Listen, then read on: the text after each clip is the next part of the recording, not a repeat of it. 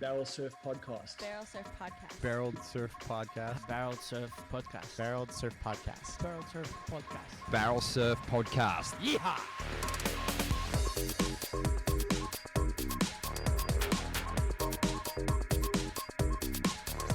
Oh my goodness, we are back in the Shedquarters. It has been a minute, as all the cool kids say, but welcome back to Barrel Surf Podcast. Namu here in the Shedquarters.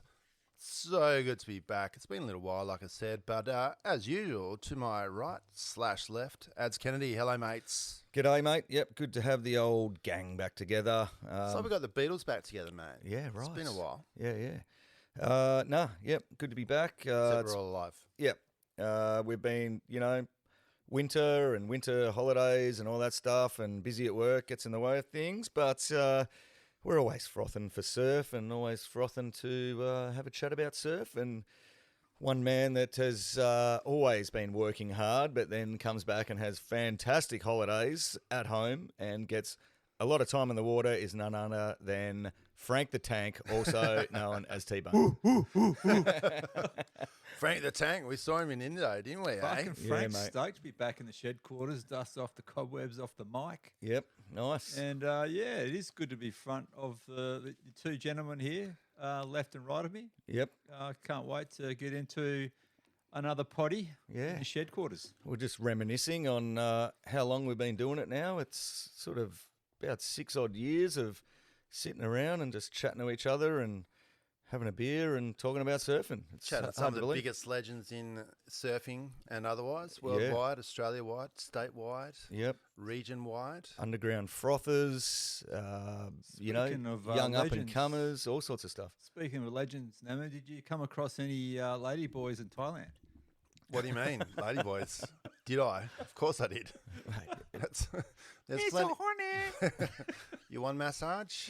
Yes. How was your trip, mate? Tell us Yeah, it about was good, yeah. Just a little family trip, no surf, but spent a few days in Singapore and did all the usual things over there, the Sentosa and the zoo and the Marina Sands and all those fun things. So it's good to get over there and good to be back, though, because we've, unfortunately, not too good right now, but there's been a couple of waves around. So. Mate, how I think I've only ever done it once, maybe, gone on a holiday where there's no surf in all my life. And I was like, Fuck, you would go absolutely crazy Mate, if you went on a holiday. no, you mate. know what? Well, you went to the snow, didn't you? Oh, yeah, but that's Snow's sort a of the bit same. different. It's same. So It's, that's a like, bit it's the different, same thing. Well, it is, but you're like just hunting it every day. And so what I was going to say is how good actually are holidays where there is no surf involved. All my overwhelming thoughts the whole time is like, how fucking easy is this? No You're pressure. No pressure.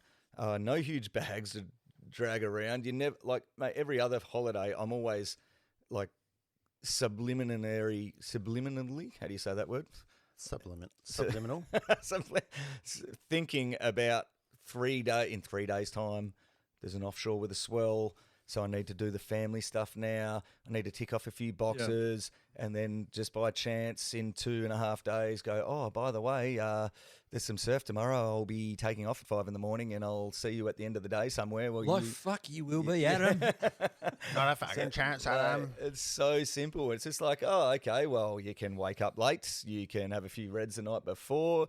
You plan a bit of a tourist activity. I'm like, man, this shit is easy. I love about the Holidays snow. easy. You really get tanked up because Frank the Tank. it's Mate, cold. And, High altitude, less hangover. Yeah, that's apparently. what they reckon. exactly. Yeah. I don't reckon that's true. I spent 2 seasons in the snow and I got hangover pretty much every single night. You're not Frank the Tank. That's why. That's right. Yeah, That's Frank right. the Tank is bulletproof. I saw it with my own eyes in the hot, sweaty equatorial sun. Bulletproof. Next morning, wasn't phased whatsoever. We were sharing a room together, weren't we, mate? Yeah, we were indeed. And mate, yeah, you might not have been first man out of bed, but when the whips got cracked, you jumped to attention and you got the job done. And yeah, a lesser man would have maybe gone, I might sit this next boat right out, but not Frank the Tank. No, Frank. Yeah, He Frank just- turned up. I was pretty sore. It's probably on my back. It's been a bit tender the last couple of weeks. I actually missed the eddy swell. We had an eddy swell here. Oh, we did, didn't we? We did. Mate, that was pretty loose. Where'd that swell come from? A long way away, hence Did the you get to 21 go seconds. watch the local? Mates, mate, just for our listeners who might not be aware what just happened in WA a week ago, there was a massive swell, like a 21 seconds. I think it hit about 7 metres or something? 6.5, 7 metres. It was. How many kilojoules, mate? Oh, how's that new thing? Where did kilojoules come from? I don't know. I thought it was when you ate too much fat, you I got know. kilojoules in you. But Well, the first time I saw it was in Tellos with Sully. yeah. He's like, check out this surf forecasting thing that Check tells out you my the kilojoules. energy of the swell. I'm like, okay, cool, but I've got no reference point, so it doesn't really make much difference. And then, sure enough, when that one came through, someone posted on a group thread we're on, like, check out the kilojoule spike. Check it out. Mate, what the fuck? But anyway, it was a thumping swell. There's no matter which way you look Huge at go. it, and it was the direction, which was a little different to normal. That really emphasised its power, I think. came in quick like a Hawaii swell too. Yeah. Ant-Man reckons it was possibly the fastest rising swell he's ever seen down here, or that he can remember seeing. Yeah. And that's a big call What was coming Trig from Ant-Man. Point doing? Do we I know? asked him, he said there was no sand. Wow. But there would have Went 8 been foot closeouts? serious swell in Perth, and that's what it got into some weird places. Luckily, it wasn't abalone season. Yeah, that's right. Oh, mate. Been Fuck, it would have been Imagine carnage. if it was abalone day. Jeez. Oh, well, it wasn't a Saturday. They only do it in Saturday in Perth. The end So. of the Trig Point for that one. But mates, I had high hopes of trying to get a piece of that, but Of when the swell- abalones or no, mate, the swell, but it was so large. It was a lot of, it really limits the amount of spots Yeah. you can go to, and I was busy at work and this and that, and I ended Cow up. Bommy have something? Hey, Did Cow? yeah, definitely would have. Yeah, people. I mean, I've seen people towing in at in the bay in Gracetown. So, yeah, I heard some pretty epic waves were ridden there, but serious water with lots of rips and wash-throughs, and wasn't just like a clean. The swell was clean, but it was just so big it created a lot of extra water movement, I think. Yeah, serious amounts of water. Yeah, Same but thing I heard. crew got some good waves. Ant-Man got down there the next morning and packed a few pits. He reckons there was some pretty good ones. He said young Brody Mulek got a really good one in front of him. So, You. yeah. With all big swells down here, I saw it a few days later. It blessed the Indonesian archipelago Yep. from Bali up to Nias. Did Yeah, see right. some footage of Nias. Did Did see ya? a bit of footage of grommets surfing indicators. Oh, yeah. Yeah, Yeah, nice. insane. Insane. Was it? Big and gnarly. Oh, I might try to get Like you to, free fall drops into Yeah, the pit. right. Like, looked a bit too much for Frank the Tank. for Frank the Tank. Yeah, you had to be fairly skilled, I reckon. Yeah, and not have a whiskey hangover, a duty-free hangover. Vodka, mate. It was Yeah, vodka. was it? Oh, mate, it was everything. Frank the Tank was in everything. No, it was Tequila. I saw straight him do vodka whiskey. shots. You were doing the lot, weren't you? Yep. Yep. a But bit anyway, between 'em. mates, on that swell, I didn't manage to ride a 10-foot pit anywhere. Imagine, as maybe as hard as that is to believe. Did you ride a 10-foot board though? I did ride a 10-foot board. There you go. At I won't say where, but I had an afternoon at a spot that hardly ever breaks. It's a kids' wave, and there was 70 people in the lineup Holy shit. and about 30 or 40 on the beach. There was there tents. cameras on the beach? Nah, not really, but there was tents, Lots there of was iPhones. music. I think there was a local kid's birthday party. The dads were sinking tins. It was sunny and warm. It was clear blue water. It was shallow. Little peelers for the kids on a sand bottom, mate. It looked like somewhere in Queensland, but only surfable for kids, really, or a 10-foot board. But mate, it was actually one of the best afternoons of surf ever. The vibe amongst it was 70 people out, and every wave had like 5 kids on it, and it was like the more kids on the one wave, the happier everyone was. They're all like stoked and hooting each other and trying to push each other off and step on each other's boards. It was such a sick vibe. It was actually like a festival of surfing. Festival of surfing for the kids, yeah. It was, man. It was so, and mums were out there on big softies, and it was so cool. It was generated by this massive swell. Mate, it was knee high, but these little peelers, and just the that warm spring weather, and man, it was actually a really cool afternoon. And both my kids surfed. I saw Namu's young fella Bo just absolutely feasting on the waves out there. We had and, two surfs of about 7 hours, you reckon? Yeah, Wow. mate, the kids were frothing. And it is one thing that's really apparent to me with that sort of wave in particular and that age is like, this could well be the most enjoyable phase of my children's surfing career. Like, I'm looking at it going, as they get older and start going to proper waves, it all gets a bit serious and you're not allowed to drop in and all this. And I'm like, man, this might just be my favourite time. Where Yep, everyone's I'm on right with you. softboards. Yeah. It doesn't matter if you crash into each other. No one's getting hella hurt. You get a little bit, but not much. Like, they're all, mate, it's, if your mate's not on the wave, you're by yourself, it's almost like, oh, that wasn't that a good one. There was no one on it with me, you know, like, it was so fun and just had this vibe. And because it was such a special swell, everyone sort of knew that it was a freak occurrence to surf this place. That we And talked about for years. Yeah. Especially in the sunshine too. In the 'cause I mean, sunshine, yeah, Right it's usually now, in the freezing right cold. now it's fucking cold and Yeah. it's raining and I know, it's it's crazy, grey, isn't it? and that particular wave is nowhere near breaking. So yeah, that's right. what the hell's going on? So yeah, that was a bit of a highlight. The Eddie Swell, as Frank the Tanks dubbed it. It was a pretty, and I reckon there's probably some pretty serious waves got ridden. You'll see some footage coming out of that next few weeks for I sure. reckon, for Yeah, sure. You'll Maybe- see and, some little you know, edits and Some South Coast towing, Yeah, death slabs, maybe yeah. some Oh. open ocean bombies. It was a Speaking big of swell. swells, did you see some of the early pipe swell? Yeah, that's early, wasn't it? There's a guy I've seen a couple of clips, Bali Santoshi. He does drone footage looking into the pipe pit. Oh you're, yeah. you're coming off mic there, mate. Just letting you know. Yeah, he the footage of Put it up. pipe from a drone, sort of parallel to the barrel. It's Yeah. some of the best footage we've ever seen. Is it? Yeah, you've got some shots of John Florence John just dominating. miraculously sailed halfway around the world and turned up.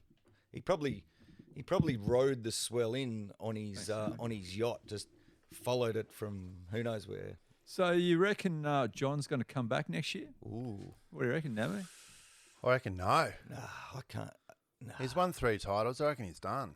I reckon he's done too. I reckon he's just enjoying life with his son and I think it's one of those things where certainly there's a bloke that we all sort of know, and I think that probably gets to the point where they just don't want to do stuff they don't want to do.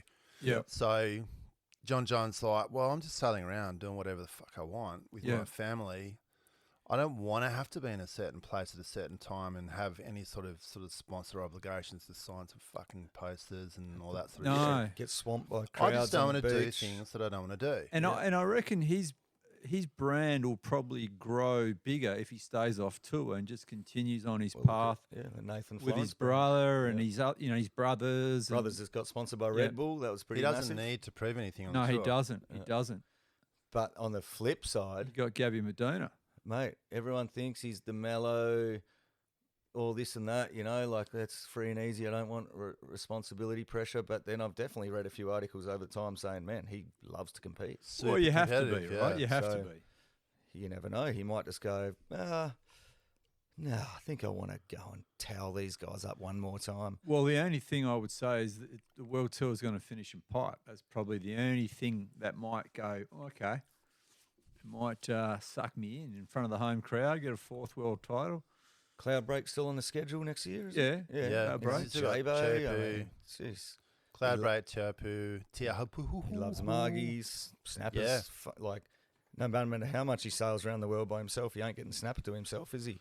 At the end of the day, we talk about having to do things you don't want to do, but there's only like 10 events in the whole year, right? So, you know, you could still get about doing things that are fun outside of competitions and still do the comps, you know? I mean, he could probably do 8 comps and win it, you know? Yeah. I mean, would he do it just to grow his Florence and Marine X, or would they just grow? It's pretty grown anyway. organically Okay, anyway. so we've flipped here. Who's saying he's coming back? Who's saying he's No, I don't think he would. I don't see the motivation to come back at all. Namu? I reckon he is going to not come back, but Small I percentage. reckon he'll do a couple of wild cards, and I reckon that might fire him up for a 2027 tilt at a 4th and then retire. Yeah, right. I mean, how old is John now? Still a little. It's about 33, 34, I reckon. pretty prime. I think he's coming back. I was with you at the start, but I've talked myself out. I reckon he's coming back Why is that, No. lads? because you can't be a 3-time world champion if you aren't a competitive mongrel. He has to thrive and really enjoy competing. Otherwise, you couldn't be a 3-time world champ. You just can't. Oh, 100% agree So- with that. It doesn't mean he's going to come back. Well, I think it does because he thinks obviously it loves does? it. I reckon he loves it. So He's got one brother doing the free surfing slab tour. Both two of them are, right? So him and Ivan, Nathan and Ivan do that. Yep. So maybe he might think, well, they've we got need that covered. we need someone on tour to Yeah, sort of give exactly. us that sort There of you go. coverage there. I reckon he's coming back. He's had a year off. Has there been any announcements, though? Nothing. It's been nothing. They're sitting on it. They're saving it all. Surely. All right, let's What go about again. Gaby's coming back for sure. Has that been 100%. talked about? Well, he wanted to get in for the last event, didn't he? And Oh yeah. the Oh, yeah. WSL made a fucking just absolutely stuff that up big time. Yeah. As soon as he said, I want to be in the event, they should have moved hell and high water just to get him in. You know, Probably. Brazilian, whatever. But you know, one of the best ever at those big heavy reef breaks. So yeah, that was a weird one from the Wazzle. I think that was probably one of their only sort of F ups for the year. Really, they seem to have been on top of things. Yeah, they're pretty good. Yeah. Yeah. I think they were just too scared it was going to affect everyone's world title race. But That's what a fucking wild card's there for, that- Adzi. exactly. Like if you can't do it, then you shouldn't be the world champ anyway. So whatever. Exactly, yeah. No, Yeah. I reckon that was a mistake there, but I reckon he's on the tour 100% next year.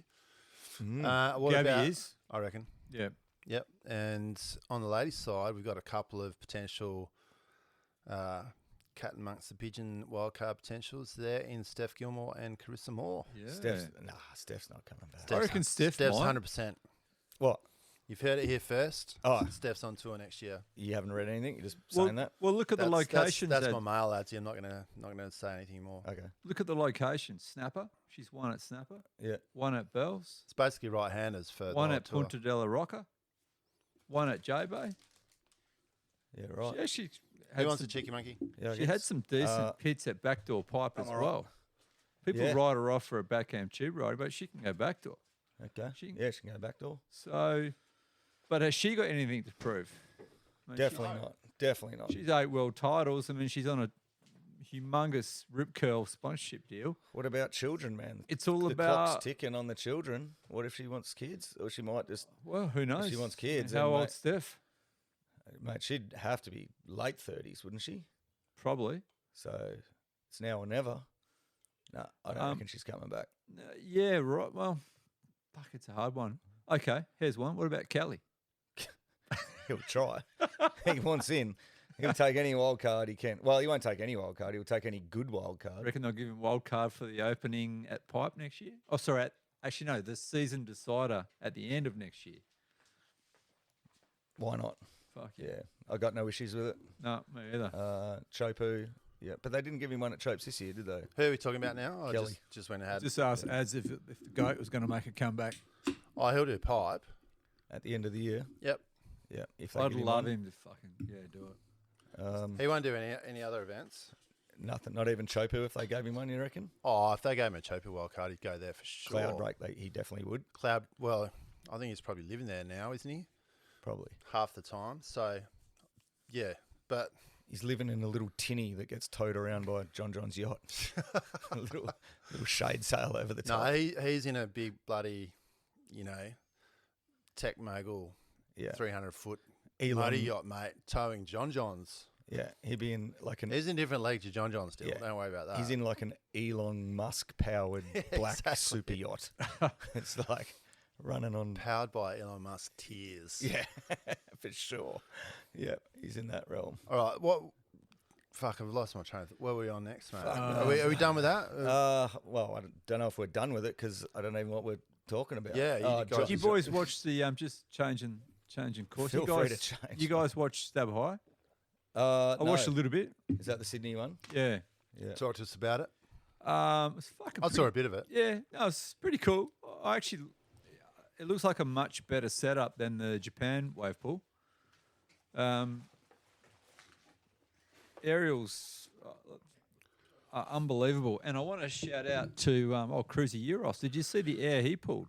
He fucking smashed it, made the final of the Bottle Rockets. Well done, Cruzy. Big You're 360. representing. Yeah. You know what, Namu? I'm shithouse with aerial names. I wouldn't. There's so many different names for airs these days. Are you across them? Yeah, full rotation with a grab between his feet, if I'm not mistaken, on his backhand rail. Full air. It's not an air rev. That's called That's all you know, isn't it? Alley-oop. I know alley-oop. No, I think it's called a I know chop hop. I think it's called a swizzle McDizzle McDizzle. Yes, So I think well that's done, what I read. Cruzy Euros on the swizzle McDizzle McDizzle. Yes. Yeah, he made the final and it really represented the area well. Yep. G'day, mates. Here we go. We've got our special guest arriving, but we'll get on to him shortly. So, Didn't one of the Huey Vaughan or the Joel Vaughan? Joel Vaughan. Did brother. he win or do he something crazy yeah. again? He win. He won. He won. He win. He win. He win. That boy. He win. Win. he win. T-Man's Yeah. going back to Tellos here. So last year was Huey Vaughan, who we actually saw in the Tellos. Yep. And this year it was his brother, his older brother, saying, Those guys are Fuck, they're good, aren't they? fuck you, mate, I'm on tour. I'm Yeah. a better surfer than you. I'm going to do a backflip. yeah, right. How's that sound, Huey? Yep. See, old Sierra Kerr won, and I read that she's been pretty crook. Yeah. She was. I can't remember Lyme the name. disease. Is it Lyme's disease? Well, they didn't know what it was. Lyme disease is a weird one. Seems like if anyone gets Lyme disease, it seems like they spend about a year trying to work out what the fuck they've actually got. It never seems to be obvious. I think it's from like ticks or something, isn't it? I don't think it's from ticks, but I think it's one of those ones that's kind of a little bit like, not the same sort of thing, but, you know, what's it called when you, I've got a complete mental blank now, but glandular fever, where you're sort of sick and you can't really put your finger on it. There's a bunch of different symptoms. So, yeah, one of my wife's friends has had Lyme, and I think it's pretty debilitating. But it's not just one sort of symptom; it's a bunch of shit. So it's hard to pin down, and it goes for a long time, right? yeah. It's like same like glandular fever or Ross River virus or something. One of those things that just sort of sticks with you for a bit. That's a bit sad because she was really on a massive upward trajectory. I mean, Still she's is, been. mate. Well, I know she's she just is, one but step high, so yeah, did she? Yeah, right. yeah, she won the I didn't females. pay Yeah, attention, yeah. Wow. So, Give us that other chord there, mate. but I mean, has she qualified for next year? No, she's nowhere So near she- qualifying. Yeah, so she would have, I reckon. So that's what I mean. Her trajectory has definitely been stalled. Yeah, she would have, mate. She would have been on all the Changas, hasn't had doing any all great- that stuff. Well, it's probably a good segue into the Challenger. Just wrapped up in Brazil. All right, Yep. we'll just pause for 1 sec. Yeah, come on. All right, so Challenger Series, T-Bone. Tell me about, so overnight we had the Brazilian event that just did not want to seem to I finish. bet you watched all the heats right now. Oh, mate, watched it tuned from in? the very, very start. It Yeah, was- same. No, I don't think I saw a single whole heat. No. I saw a couple Maybe a of couple of waves, but couple of heat analyzer stuff, Yeah. but so can't believe it, but a Brazilian won it. Right? Oh, I In the know. men's, I who would have know. thought? well, yeah, Sammy Pipo. yeah, Sammy, one of those guys that always dominates the Challenger, but can't string a Can't seem few to wins stay in on the CC. tour. Now, 2 Aussie women in the top 10 in the Changas. Guess who's one of them? I'll tell you who's one of them. Our Sally, my friend. Sally Froffen Fitzgerald. Well, sorry, same as Sammy Pupo. Dominates the Challenger. Can't Yeah. stay on the CT. what is that? It's not Fitzgerald, it's Fitzgibbons, mate. Fitzgibbons. Fuck, sorry, You're I always- mixing up your Irishman. I just call it Sally Fitz then. yeah, So yeah. Sally Fitzgibbons, but Gibbons don't fit Sally. That's how you remember it. Sal Way Fitz too much for me right now. Sally Fitz. in the top 10. Mate, she's second. She's going to qualify. Oh, Again. easy. Again. I'm so glad we made up those Going to come back to Mate River. Sally retiring shirts. Maybe we can bring him out about 10 years I think time. Kelly will. Sorry, Kelly. Sally will go as long as Kelly. Sally will go Mate. until Sally can't go no more, I think. You know, she's just frothing. Hey, T-Bone, What was that bet that I was going to run naked if Sal wins? So I'm going to think it was keep if that on the she- cards. I Put think it it that was way. if she won Brazil, wasn't it? They won Challenger? marks. Was Oh, it yeah. win at Margs? I can't remember what it was. All right, if Or something. she wins the Changas, you still got to do it, right? Well, she won't win the Changas because she's the young 14-year-old is She's got an assailable lead, not an unassailable Yeah, lead, yeah. mate. There's still 2 events to go. Yeah, okay, true. Sally could win pipe and Tell me your thoughts on this, T-Bone. You're our Changas guy. So the Brazilian event has just wrapped up. We've got coming up. Fuck, it's like 4 months away, isn't it? Pipeline. So pipeline's in bit of a break, late isn't it? January, No. I think, and Yeah. then there's March for the last event of the year, which is the Newcastle Challenger. It's a weird way to do it. It's quite It's very odd. weird. It's quite odd going into the next year, isn't it? It really is, yeah. Especially if you're on the borderline of qualifying, you have to hang out for 4 months or whatever it is to work out whether you're going to make it or not. So normally it'll be finished in, say, November with the Haleiwa event, and that's it. You're qualified or you're not. But like you say, there's people going to be right on the cusp of it, right up until March next year. So if let's say if you get a good result at Newcastle, you could potentially go straight to Bells for the first event of the CT. yeah, that's what they'll be doing. Yeah, Well, everyone that has qualified will be doing that. yeah. Yeah, and then there's no cut off. There's no cut for next year. So So if you're going to, if you're on the cusp of qualifying for the CT and you're going to Aussie for the Newcastle event, you might as well be prepared to stay for Bells, Margs, and Snapper because you might be there for about 3 months. well, I think most of them would be, wouldn't they? Especially in the top sort of. Well, if you've top, got a half a chance, you'd top probably 10, top 15, become a little bit organised. could do the Dusty Painter in the last 2 events and Yeah. qualify from nowhere, and you find out you've only got 4 pairs of jocks in your bag So for the next 2 months. so What are you going to do? Looks like the men are doing a bit better. We've got 5 Aussie men in the top 10 at the moment. Give us the placings right now, man. I don't know, Adsy's got his phone open, but I know we've got George Patar. Chippo's dropped back tonight. Yeah, got George Winter Patar. Vincent is Oscar 10th. Berry's in Oscar number Berry. 3. George Patar's number 5.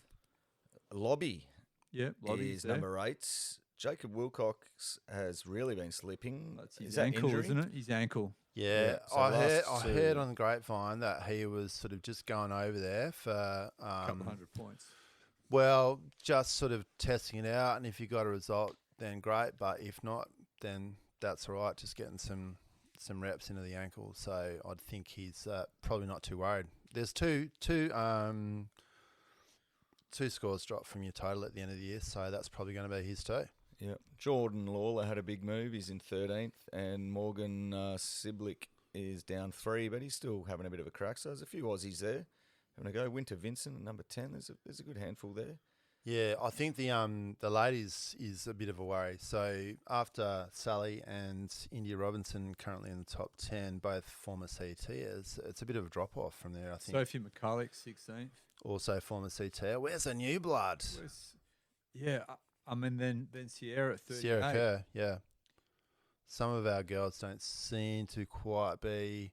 Well, once again, it's fucking dribbly shit, isn't it? So So, our girls like, Mark Rivers, own Hardy, Willow. Willow Sorry, Hardy. Willow. Willow Hardy's obviously just going, this is fucked. It's grovelly shit. 2 foot Brazil. What am I supposed to do with this after? Yeah. Was Growing Willow up there, in- was she?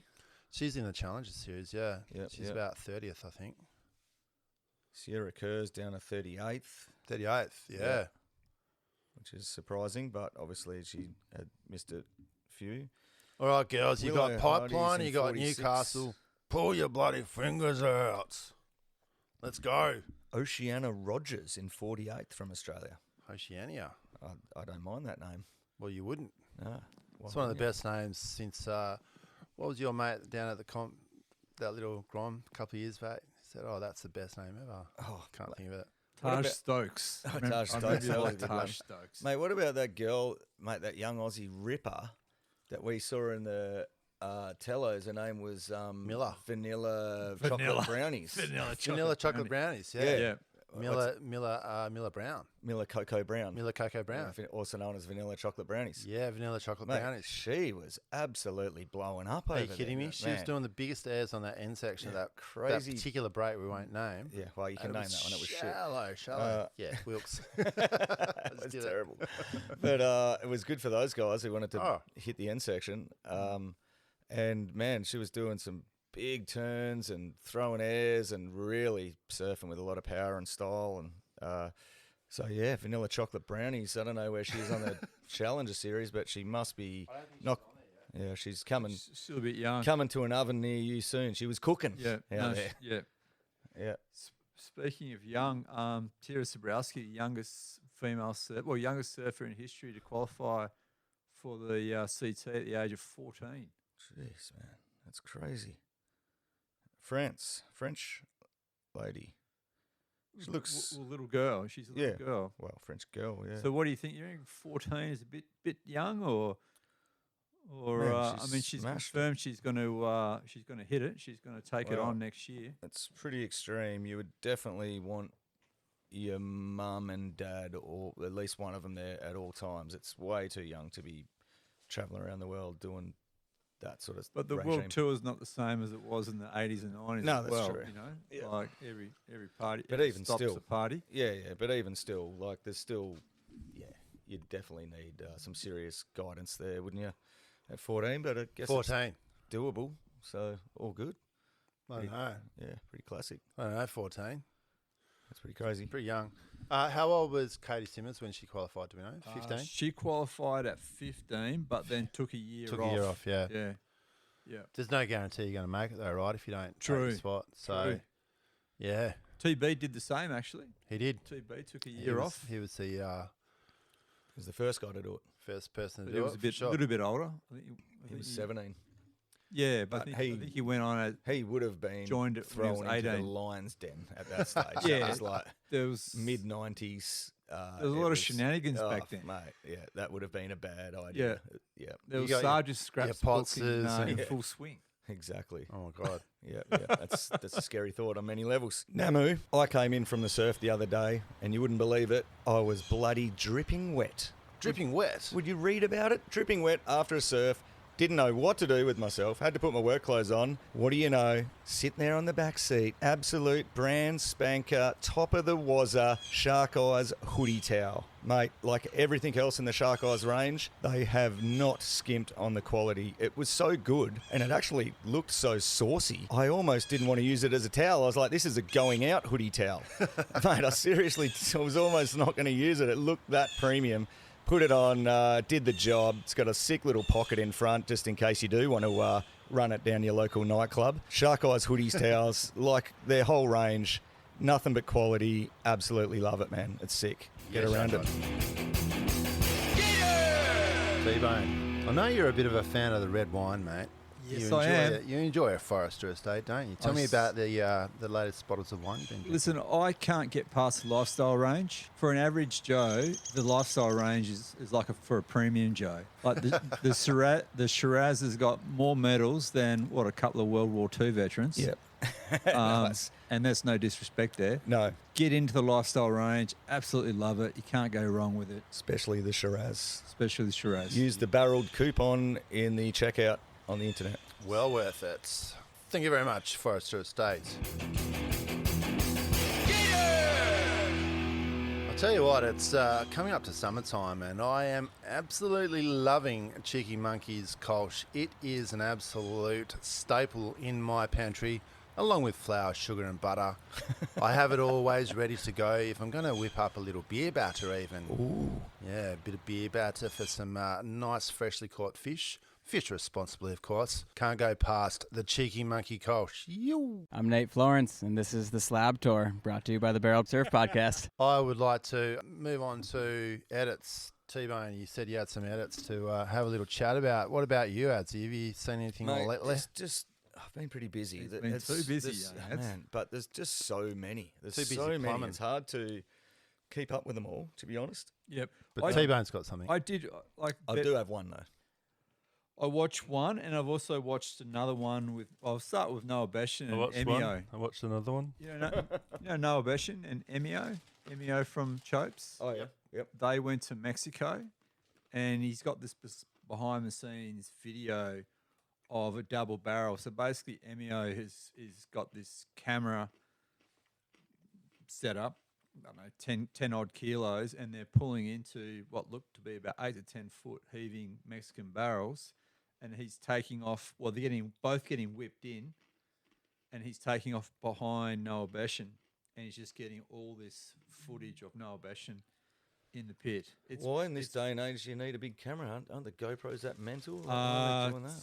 I don't know, mate. Wide angle. I'm not a cameraman. I Jeez, don't those know. GoPros do 360-degree angles. He's manhandling this camera, holding the tow rope, getting pulled in, and it's got this shot where he's actually going faster than Noah Beshan, and he's saying, hurry up, and he's gone up really high, and he's gone up too high and just gone over the falls, but at the same time, he's got the camera on it, and they slow it right down. Epic. And it's just got this crazy footage of MEO going upside down and somehow keeping a focus on Noah Beshan. Then you got the sunrise and the tube and the spit. And Sounds special. it's quite a fun little behind You sure he's not just a really little dude and it's actually a GoPro?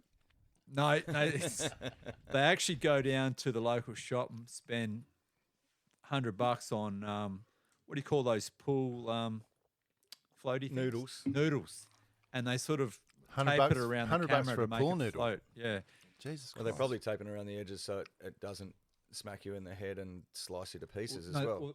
exactly. That's Because they've what got it's sharp for. edges, some of those big For housings. both. Yeah. Would you have ticked off on that, mate, at work? Yeah. How was the LHS It was on that one? gnarly, mate. It was even the MEO. I don't know if I'm saying his name right. MEO.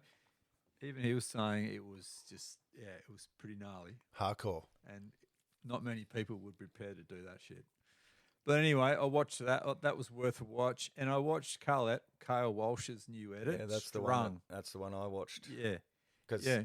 being from WA, I guess you definitely go like, oh, I'm going to watch this one for sure. We're a You bit know what? biased, you know. You know what Kale reminded me of? It reminded me of Jay Davies crossed with Dane Reynolds. Right. You see it? Powerful combo. Yeah, because he's just got that, I don't know, something about his style that's similar to Dane Reynolds, but he's then just got this crazy tube ability. He can just fall out of the sky onto these big pits and just get... Ladies and gentlemen, Dean Davies. Double D. Yeah. Double D. Love it. Mates, that is an epic edit. Like, far out. It's got a good bit of length. You know, some of them are 5 minutes. That was like 15. I don't think it was that long, ads. I think it was like 9 or 10. I reckon it's longer than that because I just watched a bit of it this Arvo. Looks like it might have a bit of jiu-jitsu going down in the I'll Shedquarters. take you down, Frank. Jeez, mate, I'm on my third West Coast IPA, Cheeky Monkey here. I've got a bit of Dutch courage. No, man. T-Bone's going to go back to the internet and see how long it is, so we'll find out shortly. He's not happy But about tell this, me, is he? tell me about Anyway, it whilst he's doing it. Man, it was sensational. It really was. His airs, No, You that's right. you can't sustain that level of effort in aerial surfing for much longer, I don't think. Like And keep your tendons intact. and keep your tendons intact. I'm sure he's had injuries. We probably could ask Trev about that, down south physio. But For all your physiotherapy needs, go see Trevor down south physio. definitely, he's a frother of the highest order. Yeah, man, that's the one thing that struck me. His airs are huge; they're massive, and some of the ones he almost makes but didn't. He's really going for it. Some of the tubes he's pulling. Well, I'm into. getting at that as well, but I'm just Incredible. that thought pattern was, man, you can't keep up this rate of airs into. Well, they're your- not thinking like that, ads. Well, they're not, but it's gonna happen. It's gonna be a point where he just has to stop doing them so big, because like you're seeing the makes or the near makes. For every one of them, there's 50 or 100 that were huge and landed awkward and didn't make, that they didn't run. Like they're the ones. They're the problem ones. Huge airs, technical airs, variety of airs. Some of them are in not small waves. Like he's getting a 6 foot, 8 foot hell pit and then chucking the air on a closeout It looks section. like he's again. riding like a 510 or like a regular shortboard. Yeah. He's not riding a big board, and he free falls and just seems to engage his fins and Yeah. Mate, some It's just- fantastic just- water shots from probably Rex and Tom Jennings. Crazy pits. There's some Good hell soundtrack. pits, man. Yep. I must admit, I haven't seen it, but that I am looking P-pass forward to section? seeing it. yeah. I think I P-pass. read somewhere It's there was head. no one out. Yeah. And he paddled out there and had that little session to himself. And one of those waves is huge, Hmm. massive wave.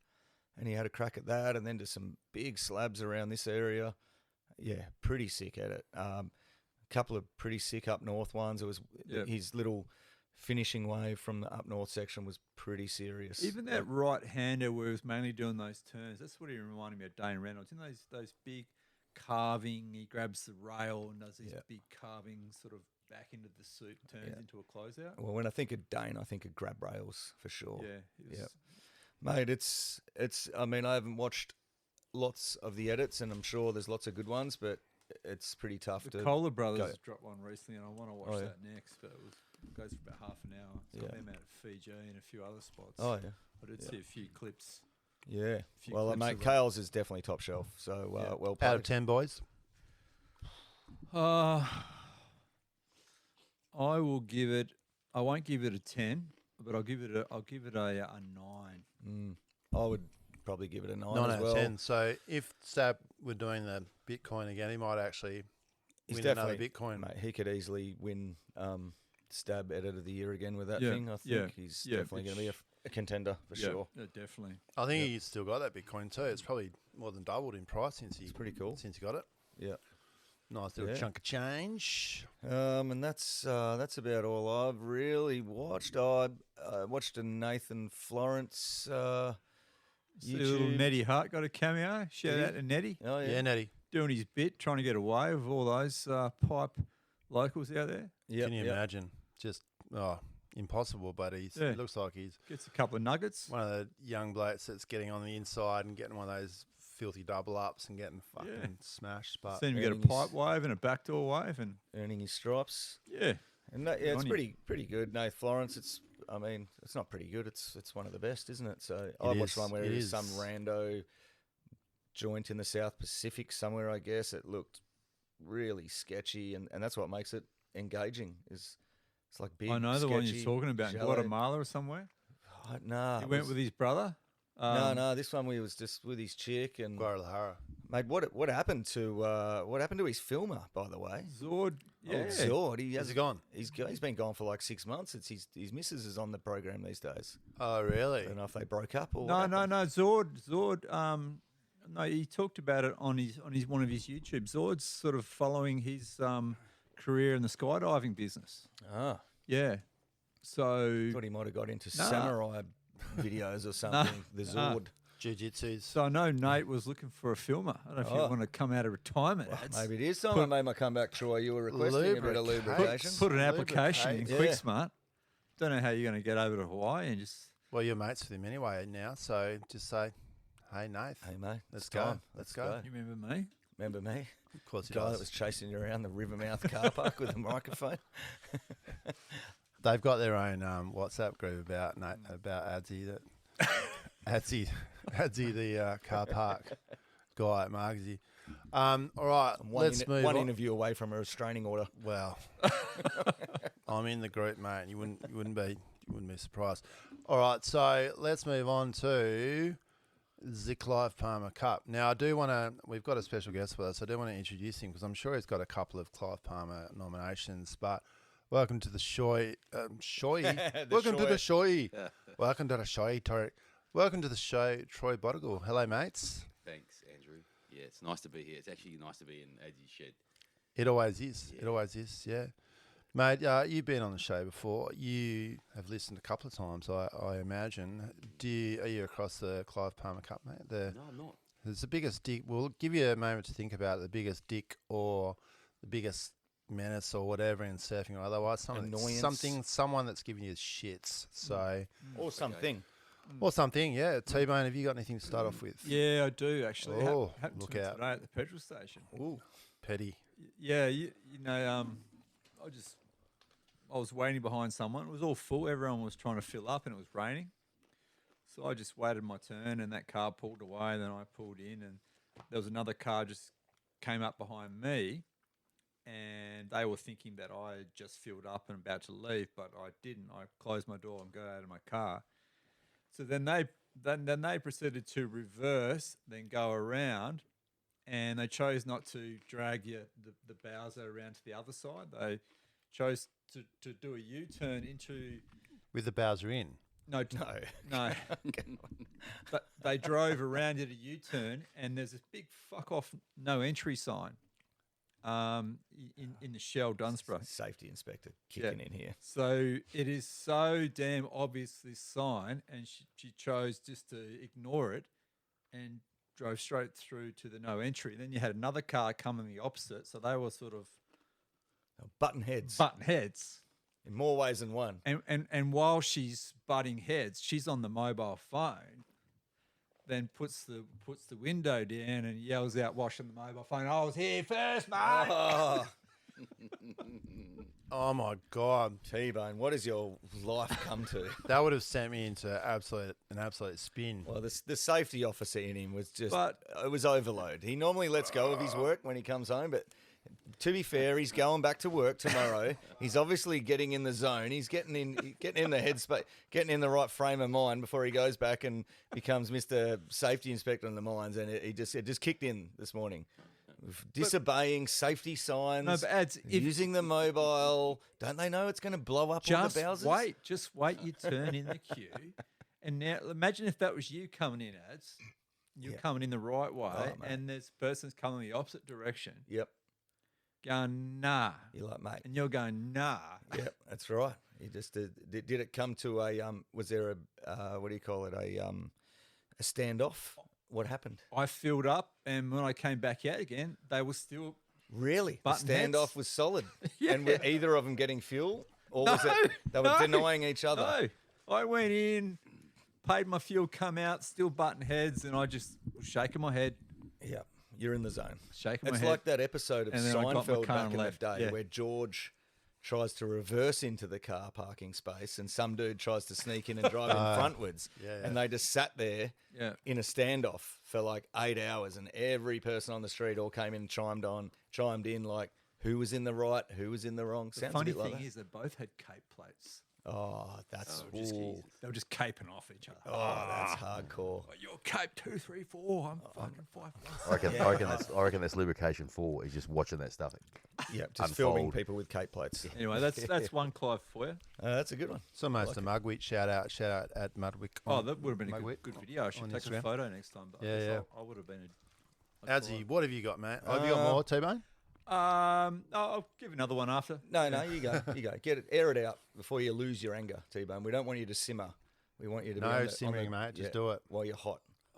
Just too much hate in the world at the moment. Oh, shit, he's angry, It's a isn't Clive he? Palmer Cup. Of course, there's too much hate in the world.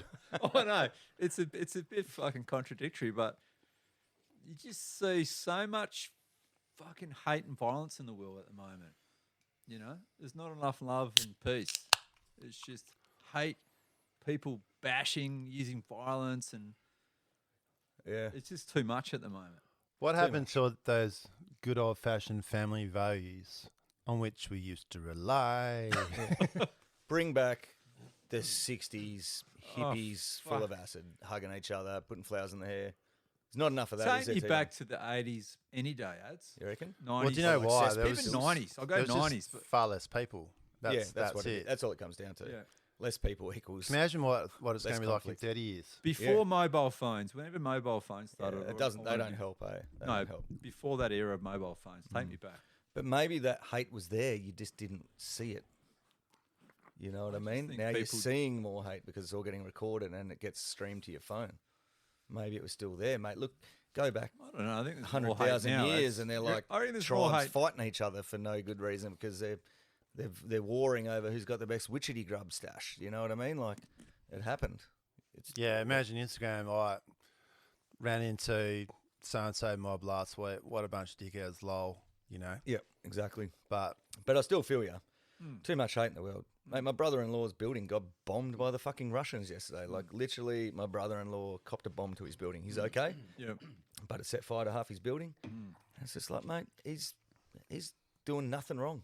He's just kicking back, sitting there. just sitting there, trying to live his life. Eating And some borscht. someone bombed it, eating some borscht. Drinking some borscht, whatever you do with Yeah, borscht. have a bit of both. Shots of vodka. Couple of shots of vodka, and next minute, some dude from Russia bombed his fucking apartment building for no reason. He's like, mate, I didn't do nothing.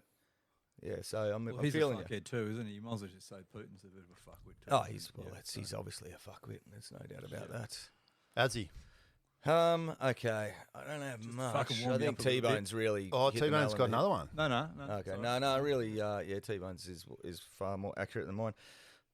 Mine, Clive Palmer, is the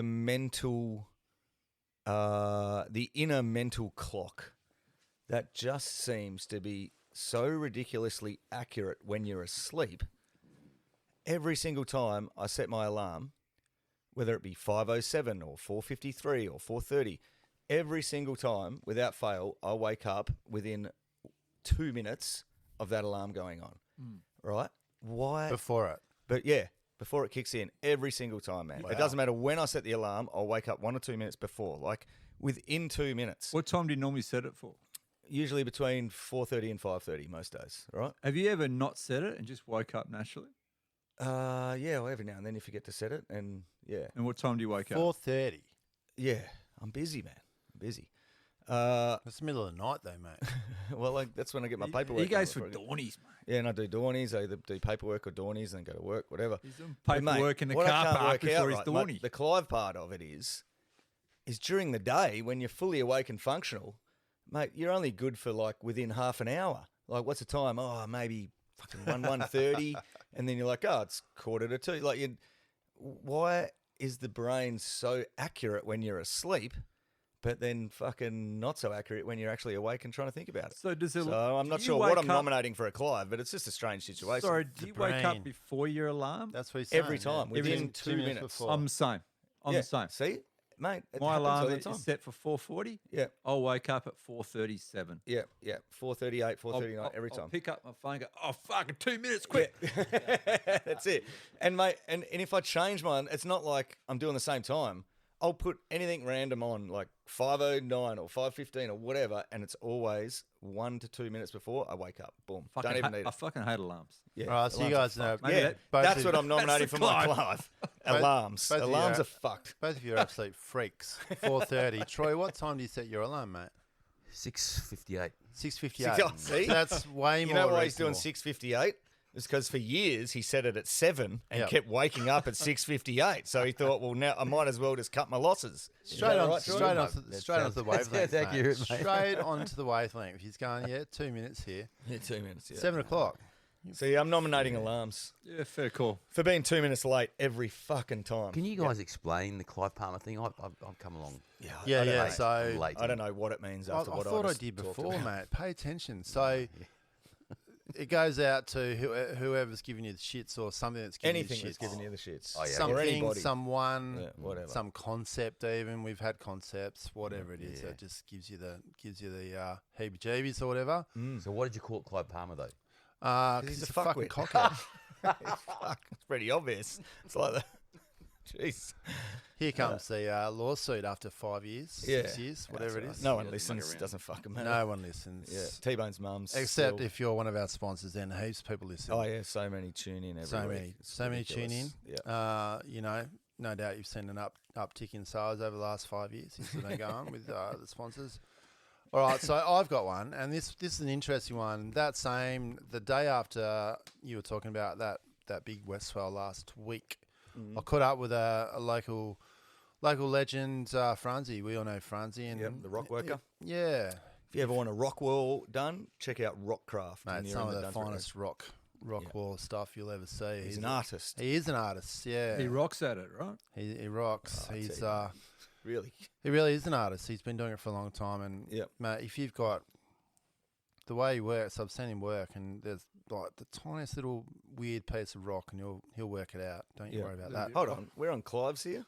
Yeah. But so he was saying to me he'd just been up north, and apparently one of the breaks up there is suffering in the same way that a lot of places, a lot of car parks in Western Australia and even over east and whatever else, just packed with white vans.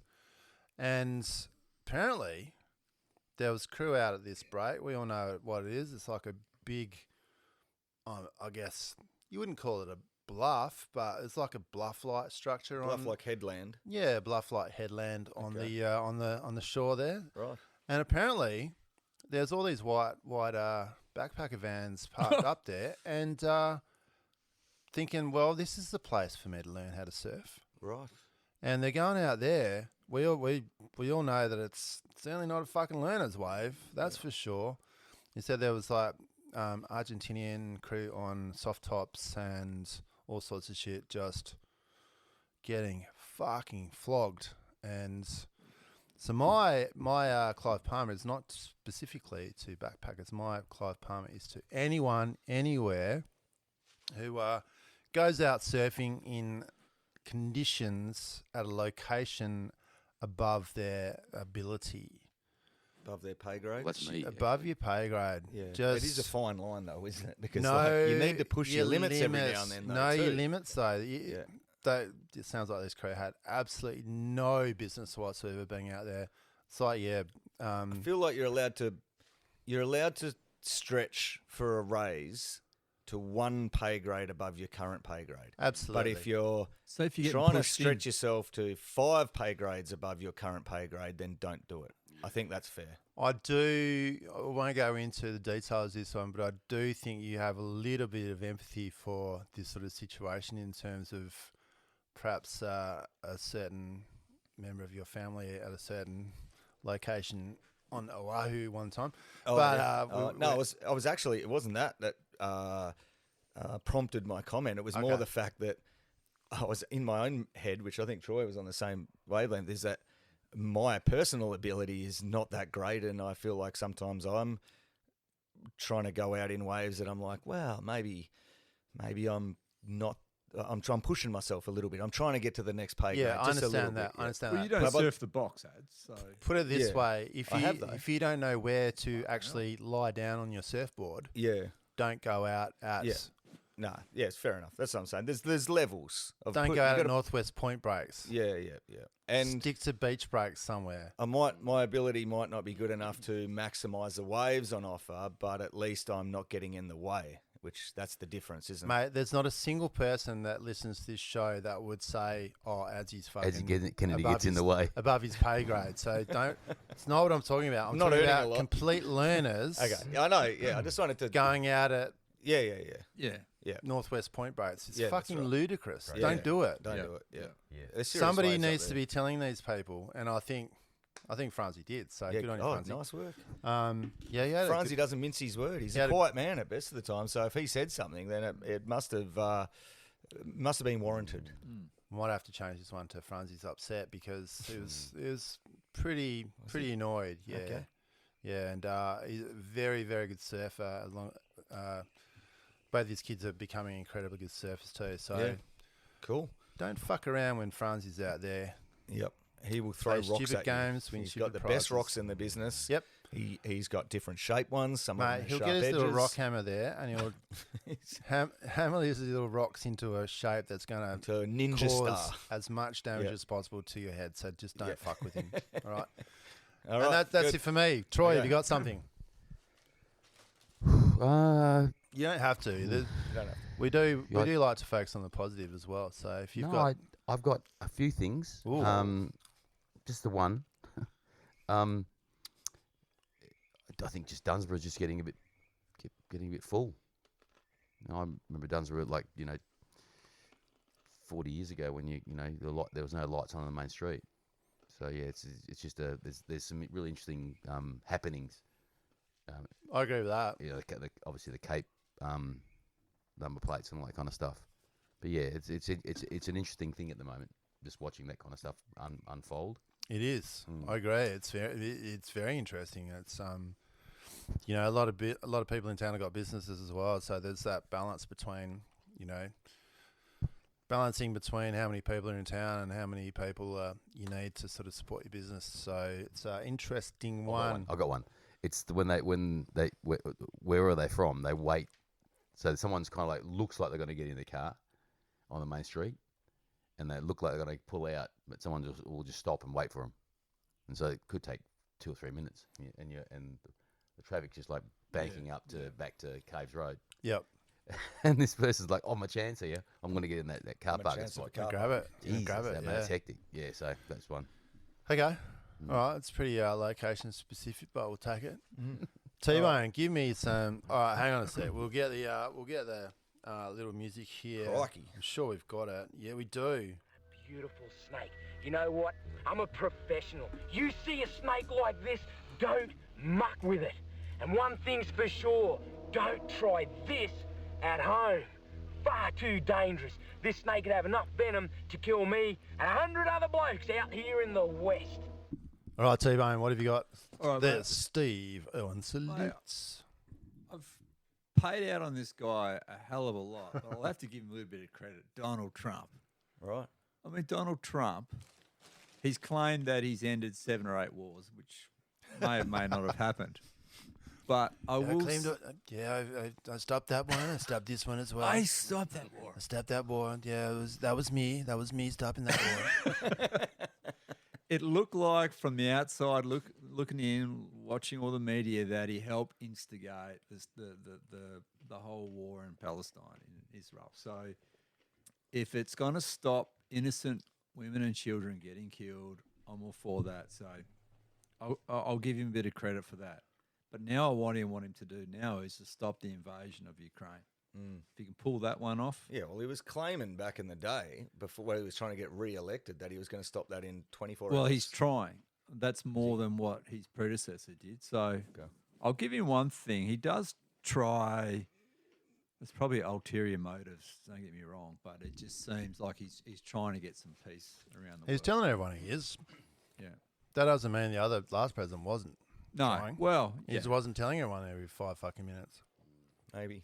Who the fuck knows? Who knows? How are we ever Oh, gonna look at know? us being political. Little country bumpkins in a shed. Yeah. in I the bush, know, as I if know, we have in our own little any world. real insight into world politics. I just saw And the what do you sticker on the believe? fridge and it sort of just spurred me on. Every- Peace for Ukraine. Oh, But anyway, Yeah, yeah. I'll give him a Steve Irwin for now. Okay. All right. For there's a bit of a truce over there now. See how long it lasts, but it's something positive for the world.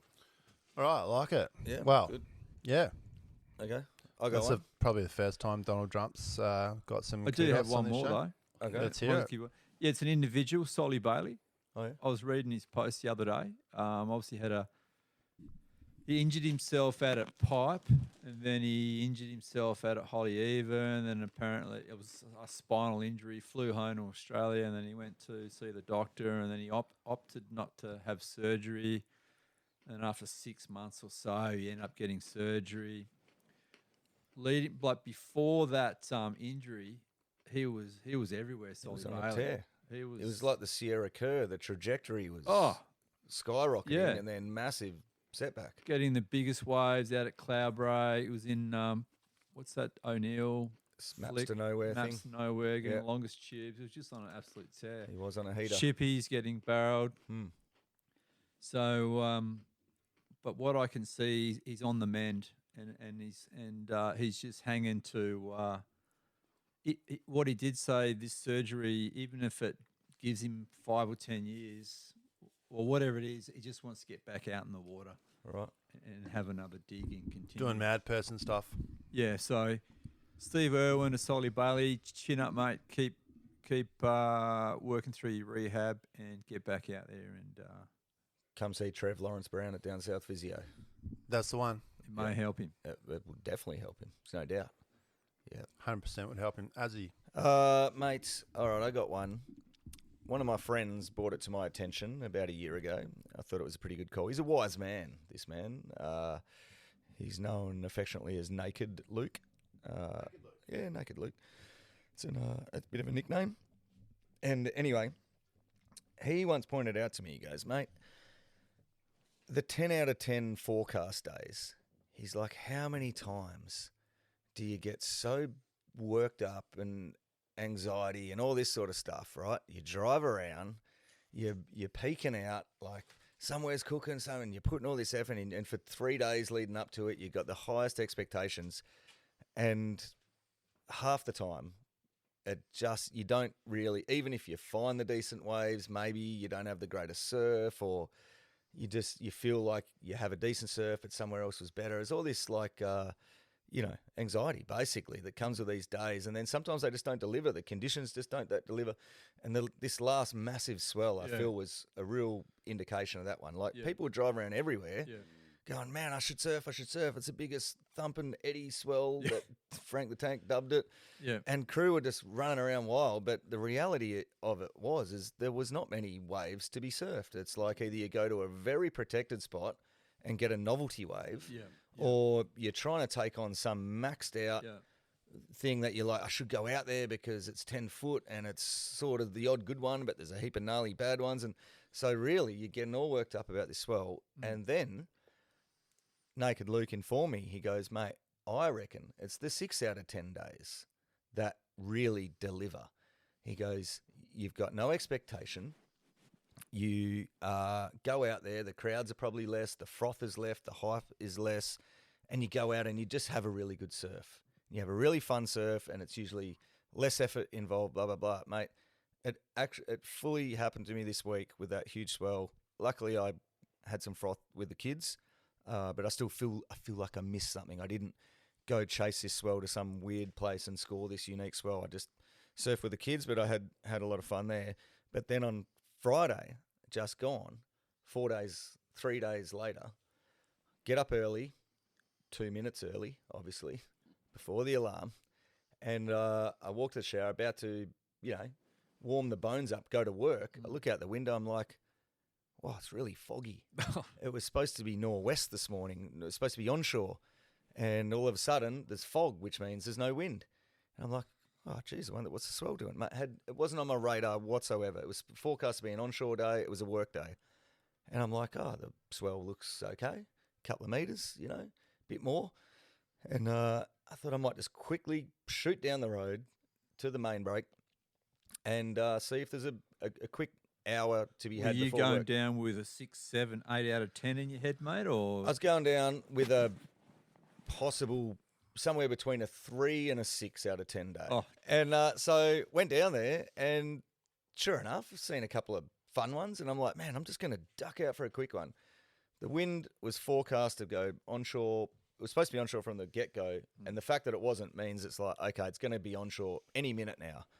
But I'll just sneak a quick one in. Went out, mate, the wind just held off for like hour and a half, 2 hours. It went glassy. There was really nice little leftover swell from the big swell the day before. Mate, I had a cracking surf. Absolute cracking surf. Got about 8 or 10 good waves. Was at work by 7:30. There was no anxiety. There was no prior planning. what's the moral of the story here? Just I don't know, actually. Don't know what the moral of the story is. The moral of the story is Naked Luke had a theory, and I reckon it's cool. yeah. Yeah, that's the moral. Yeah. So Took myself off there. who am I nominating for Steve? Naked Luke. I guess Naked Luke. Or well, I'm going to nominate yourself, I guess. Yeah. 'cause I thought I was you woke up looking outside in the fucking foggy little fog in the valley. And Yeah, and I you thought, you know read the what? play. I might go down and do some paperwork in the car park. Hang on a second, North Yeah. Peaks, let's go. Yeah. I thought I was nominating 6 out of 10 days, but it would seem I'm nominating Naked Luke for You got to nominate Naked Luke. Yeah, because he told me about the Naked 6 out of Luke. 10, and he was right, and it was really evident because of that crazy circus of a swell 3 days before where everyone ran around like a mad dog and got not much. Yeah. Yeah, I'm sure people did get.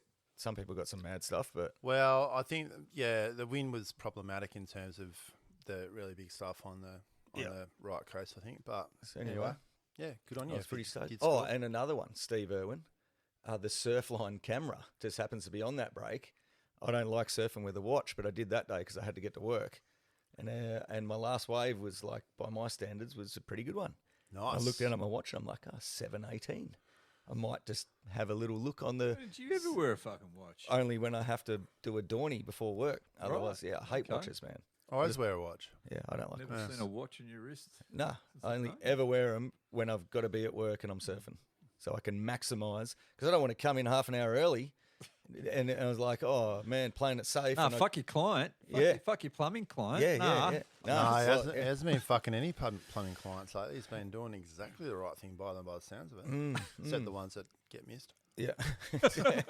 Except for that client that morning, I was like, I told him the night before I was going to be there at 7. And I'm like, okay, now I'm in this predicament. It's pumping. It's 5:15 in the morning. What's worse? Do I just not turn up at 7 and turn up at 7:30, maybe 8? Or do I send him a text at 5:10 in the morning, say, hey, mate, something's come up. I won't be there at 7. I'll be there. Yeah, I'll be there at 7:30 or 7:45. And I went with the latter. I thought, I'd rather Half an hour's all right. send the text, right? Oh, you did send the text? Yeah, I sent the text, 5:15. Siri, while I'm driving. Oh. Yeah, heater on, trying to warm up the wetty. Siri'd it and thought, no, I'm going to go with option B. Might wake him up, might hate me for waking him up. But luckily he was already awake. What kind of world do we live in where in 2025 people are expecting tradies to be on time? I know, they Yeah. never fucking It's are, not the way it should be. It's not. If you are in Australia anywhere and you expect a tradie to be on time, Especially near the fucking coast. check yourself because you're thinking the wrong things. Yeah. I don't know. You might be from Toorak or fucking northern Sydney beaches or something, or I don't know, yelling up hill. Your tradies aren't going to be on time. Nah. All right, Especially if there's surface Yeah. and there's good waves. mate. That could That's be common fish knowledge, O's, that right? could be anything. I think when they do their apprenticeships down here, when they're a third year or fourth year, the boss goes, right, when it's pumping, we're surfing, right? Okay, that's how we roll down here. I'm not talking about the tradies. I'm talking about the people that expect the trades to be on time. But also, what does our world come to when a tradie is surfing and feeling bad about not being exactly on time? Well, as he wants to do As the right he is thing, you know. changed. He's changed. No, well, Well, I didn't feel bad because I'd already told I was him at just about to 10 talk past you up, 5 man. in the morning. That, Yeah, but that inner monologue was going, what should I do? What should I do? Rather Yeah, than just, I'll be there when I No, fucking get there, mate. yeah, no, you're right. I was a little bit concerned, which, is lame. because if the shoe's on the other foot, you'd hate it. But no, you have an element of responsibility, as he. You got some small element, which is unfortunate. Right. To have any responsibility whatsoever in life is unfortunate. I cannot believe we've actually started waffling on Barrel Surf Podcast. Unbelievable. I'm joking because that's what we fucking do. Yeah. But we've each got some shit that we need to be doing. Yeah. But I'm going to give my Clive Palmer, not Clive. So That's what I always do. My Steve Irwin salute all in a traders. bit of a segue is going late to tradesman. our guest. We're going to do No, that was Clive, sorry. my Steve Irwin salute is going to our guest, Troy Bottegal. Welcome to the show, Troy. Yes, all right. Thank you, fellas. It We're is nice to have you on. I better turn your microphone up. But I'm also going to do it this way as well. Today on Barrel Surf Podcast, we are absolutely stoked to have Troy Bottegal join us. He has been on the show previously and has come to give us a bit of a rundown, a bit of an update on what's happening with his artificial wave project. Welcome to the show, Troy. Thanks, Andrew. Good to see you, Adzi and T-Bone. I'm overwhelmed, and I'm 2 beers in, so, after 2 all beers that, in. That's the thought. Actually, I need to get myself a cheeky monkey. Yeah. Does Yeah. anyone want one? Yes, please, no, I'm okay. I'm okay. Yeah, Yeah. so Troy, you came in, a couple of years ago now, maybe. Had a of quick years? chat with us Yeah. about the airwave. With you, yeah. Yep, Yeah. in here. That didn't work out. What happened with the airwave? It was just for the people that don't know. I'm not a full Bottegal on it, you might say, but it was basically in the back beach of Bunbury. It was some sort of massive, heavy-duty fabric, plastic, basically a big balloon under the water. Yeah, big bladder. Yeah, Yep. big bladder, and Yep. and it didn't work. You had a crack at it. What happened with it? So we got the bladder manufactured in India, and we were assured that it'd stay together when we pumped about 150 ton of sand and slurry into it, Right. and then we ripped the back section. We overpressurized it basically. Yep.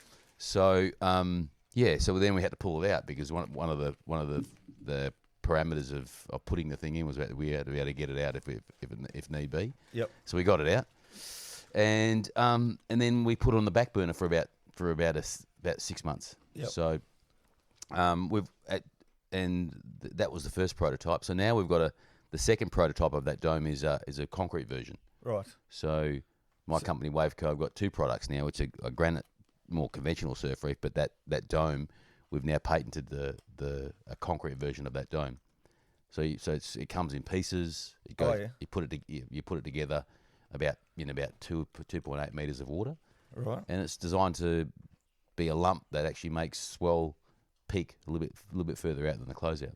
Yeah, cool. And is your primary location still Bunbury Back Beach? Yeah, so we've just got permission from the Department of Transport to put the next version in, Yep. and that's the concrete one. Sick. Yeah, so the concrete one's got holes in it to hold fish, so you've got to have a little bit of a green element. Yep. And we've got the patent for that, so we're actually looking for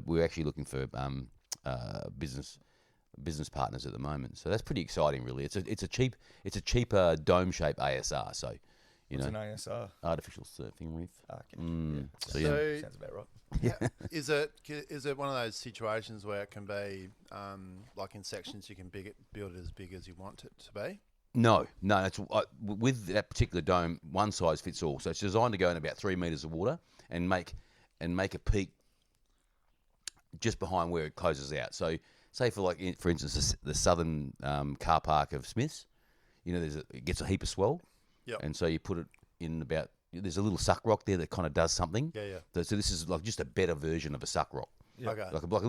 Like a close-in bomby that makes the wave peak, slows the swell down, makes something happen and attracts sand and stuff. Yeah. Okay. So we were targeting. There's a global market for that kind of stuff, So it's not. I wouldn't call it a conventional peeling Maldivian surf reef, but it's like a dome that makes shit happen. Yeah. Okay. And so there's a market for that. In terms of the environmental stuff with the fish holes, Yeah.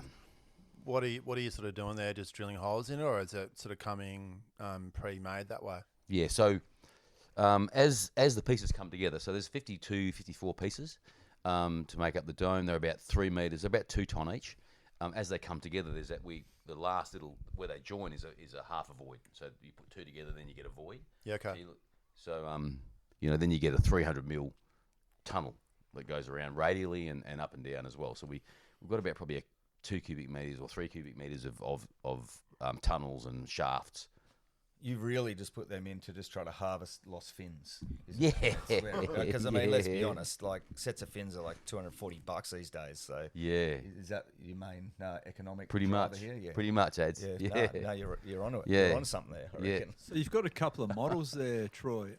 Yeah. Unless I missed it, mate. Have you got a small little scale model that you've had this set up where you could see how the wave would break? So we're just talking about the dome. So that's completely separate from Okay. the model that I bought in. The model I bought in is exactly the same construction as the Albany granite surfing reef. Yep. So my company has 2 models. One is a $600,000 give or take dome, and the other one's a more conventional granite reef model design. So we decided to get into the space of granite when Albany started doing their thing, and we thought, Albany's taken about 25 years to have a result, which is fantastic for them. Yeah. But we think we've got a design which is it's closer in. It's got a really nice taper it's got a really nice reef edge taper, and I don't think the world's seen the last or the best artificial granite surfing reef, man-made surfing reef. So we've jumped into that space. So that was 25 years in development Yeah. Is that right? Yeah. I had no idea it was that long. Yes. So similar sort of construction in terms of what you're doing here. Exactly. So what Albany is, we've been to see the people that installed it. We went and visited them on site. Okay. And so they have a 3-stage construction. So they put a gravel down on a granite gravel bed, which is just gravel, and that stops the larger granite boulders from sinking into the sand substrate. And then they form the actual main shape with about a 2-ton boulder, which is quite a small boulder. It's like about the size of a chair. And so they make the shape out of that, which is substantial, and then they cover it with an armouring. So our construction on our particular design is pretty much the same. But our design is closer in, so the front edge of the reef is about 30 metres off the beach. The back, if you look at our design, there's a back kicker, which is designed to kind of make a peak in 5 metres of water. So you can have if you have a triangular reef, if you haven't got a little knob on the back of it, It's almost like a tail pad you've got it, in reverse, facing the other way. 100%. Yeah. So that forms up the initial sort of, I guess, curl. That lovely if you wanna peak, call it. that big, you've been to like Co Reef. It's got that lovely deep water peak, It jumps up and it's like an A-frame. Yeah. And then when you chip it in, then you're into the wave, and then you get into the tapered side part of the reef. So I've just decided to kind of make what I think is what a reef that everyone wants to sit at the back of.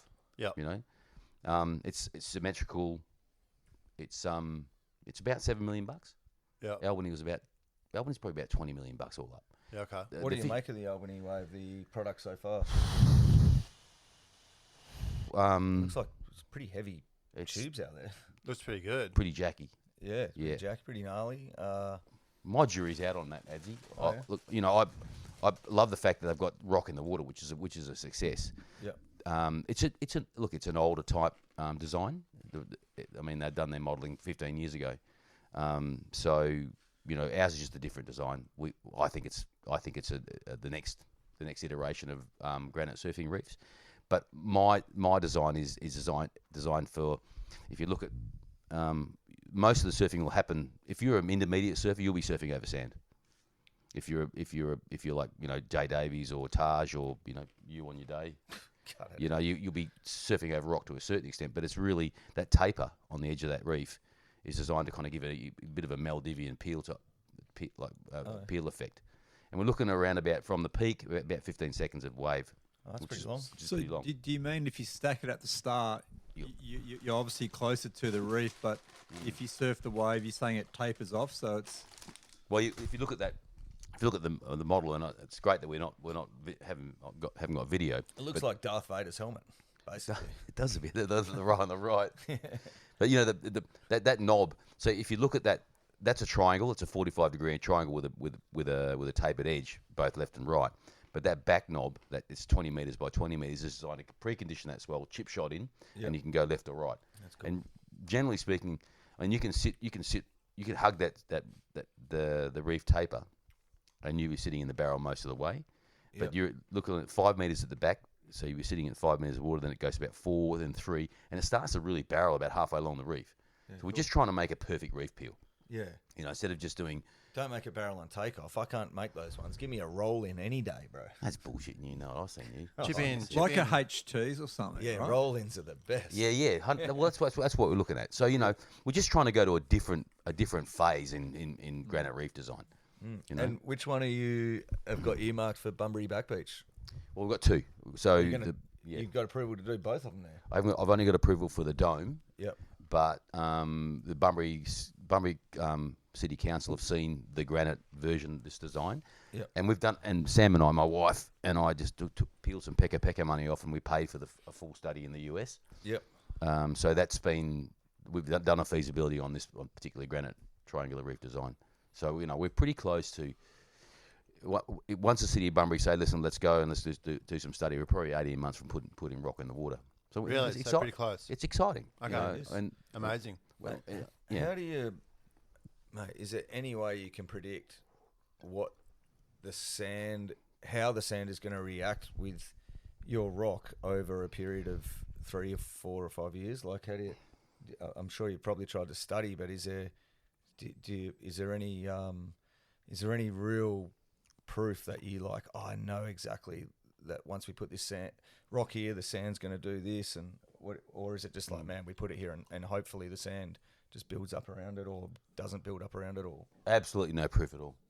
Yeah. But probably $60,000 Australian will give you a long-term study, like a desktop study. So we have, before we put it in, we have to study the sand effect. Yeah. You know, judging going on you know, historical sand flows, Yeah. and then we put that in. We put that model into the computer model, and then we'll come up with the sand flow. So we can do that. You know. So is there people in Australia that can do that modelling for you, or is it an overseas sort of thing? We've approached UWA, and they're pretty keen to collaborate with our. We've got a US partner that I've just signed a master mutual agreement called Integral, and so now I can say their name, and they're a large geomorphic firm out of California. So that's who we're paired up with, because you know a lot of the companies in Australia just are doing their own thing. Like Blue Coast did the Albany Reef, and they're doing their own thing. So in order to do our own thing, we've got to go offshore a little bit.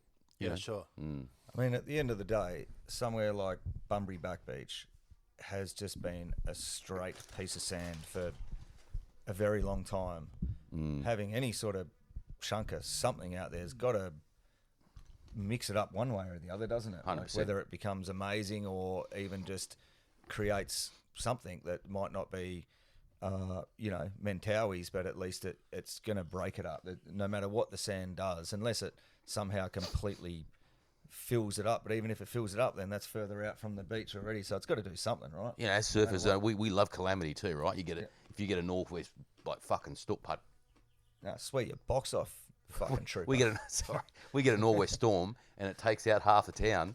There's a bank the next day. We're like, we're good, but Yeah, you know, that's so right. we're not going to that It's extent. like sometimes erosion's awesome. Yeah, we're not bad. We're good with that, you know. Look at the hurricanes over on the east coast in America. They're like, oh shit, there's actually houses being pulled into the water. Fuck, look at that bank out there. Yeah, I remember That guy's concrete footing on the house just made the sickest bank. Yeah, there was a surf magazine called American Surfer. Remember the Surfer magazine? And there's a thing called the Manasquan Inlet, and in winter they had a huge storm and it just New pumped, Jersey, yeah. yeah, and it pumped all this brown water out, and it had all those photos of the brown water, the peaks, guys surfing barrels and stuff. But when getting back to what you were saying, Ads, Bunbury's got like when we get a 245 south swell down here, and we get 3 meters at Yelling up, Bunbury's getting 1.5. So they get lots of swell, and they've got they're not doing anything with it. So I had a meeting. I did a presentation to the young business people at the Sanctuary Golf Resort on Friday. Had a few beers, and just told them what we'd done and what the opportunity Bunbury actually has, you know. And a lot of them were like, "Oh, I didn't know that there was a design in like this, and we didn't know you'd done a study." So you know, our design is designed for pumping in everywhere, you know, where there's an opportunity. So let's say you put it in and it works. Would the long-term plan would be plonk a few more along the Bunbury 100%, back beach? Before you 100%. know it, you have 5, 6, 7 different Lefty peaks. stretch in Bunbury Back Beach. I mean, is it the third biggest city in WA? Bunbury, behind Geraldton and Perth? It was the first. It was the first until a couple of years ago. Now Bustleton's belting him a bit, and What do you- Geraldton's. In terms of population? Yeah, Bustleton. Bunbury had 25,000 people in 1976. That's when they Right. became a city. They've got 35,000 now. So they're going. Really? They're not growing fast. Put it that way. And they've decentralised. So Treendale, I could bore you forever with details, but Treendale, you know, is kicking its brains, and they've decentralised it a little bit. So Yeah, I yeah. still classify Treendale and Dalgup in those massive estates So that do are I. 10 minutes away. That's still Bunbury. yeah, Like, of course. Yeah. Yeah. Well, it's, Dalgump's a different shire. funnily point enough. being that, mate, I'm pretty sure I looked it up because my kids asked me last week, actually, and it said that Bunbury's the third biggest city in Western Australia. There's plenty of surfers in Bunbury because it's only an hour to our coast here. It's had a long history of surfers, and they've got a... Mate, I was actually there last weekend, funnily enough, at the Back Beach, which I've maybe never been to in my life, maybe once. But I was sitting down there having lunch with the family. We were just doing some other stuff in Bunbury, and my missus was like, man... How's the swell?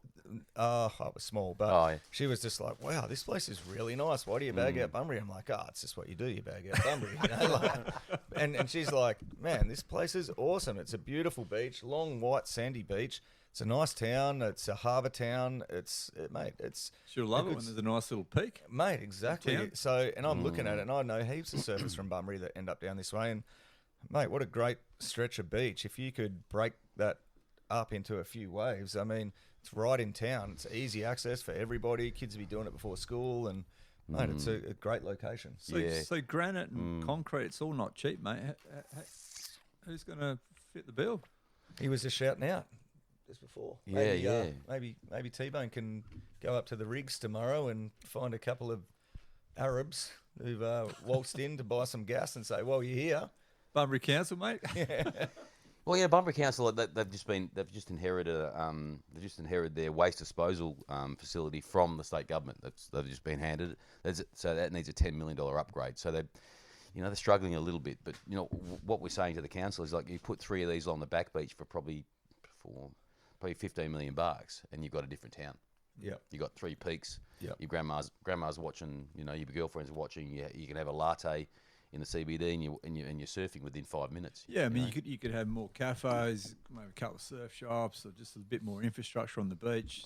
Well, Because that's one thing, Coach, you would have noticed is that the beach along there is beautiful, and it's sort of built up on the hills and everything, but there's not a whole heap of sort of establishments for you to have a drink and a bit of food and stuff. So I did have one pretty sick cafe, like literally right on the Yeah. beach. On the Didn't beach, they? yeah, That's pretty yeah. cool. Yeah. I forget the name of that. Yeah. there was sort of that. yeah. I think back in the day, it used to be called the Hungry Hollow sort of area where there was sort of a semi sort of bank that used to form up. Mate, even to a small extent, you might get the surfer who lives in Bunbury going, I've got a day off, I'm going to shoot down to Margie's or whatever.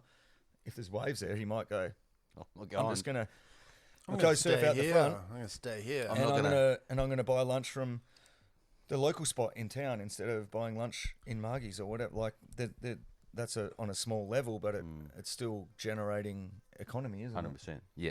Yeah, Well, we all yeah. know that surf tourism is a huge thing. There's more and more people surfing, and there are people are travelling to go to these spots. You know, people are travelling to the wave pools in Melbourne and Sydney, and you know, by all accounts, people are going to Albany for the new reef as well. Yeah. So, and the wave pools, I mean, you're flat out paying cold hard cash for a certain amount of waves, aren't you? So you are. maybe, and then Bunbury, man, it's a lot closer to Perth than down here. So you might even get a crew from Perth going, oh man, let's just shoot down to Bunbury for the day, something different, get a few waves. And I think it'll be a huge benefit for Bunbury and WA as well. So Troy, the obvious question for us and probably listeners is, what's next?